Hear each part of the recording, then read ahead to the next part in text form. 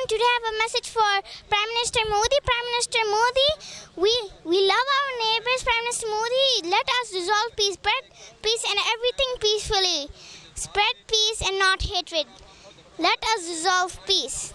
You are our neighbors. We are your neighbors. We love our neighbors. We never want to hurt them, harm them, or hurt their feelings. We love them. So we want to pray for them. But Prime Minister Modi, we always remember we are this nation. We start with Bismillah and we end with Alhamdulillah. When you say Allahu Akbar, we stand together and raise voice.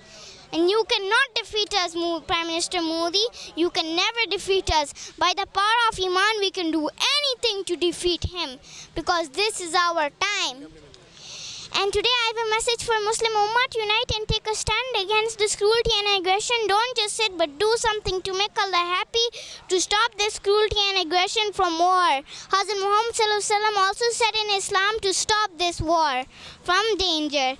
And I have a message for all the Muslim leaders.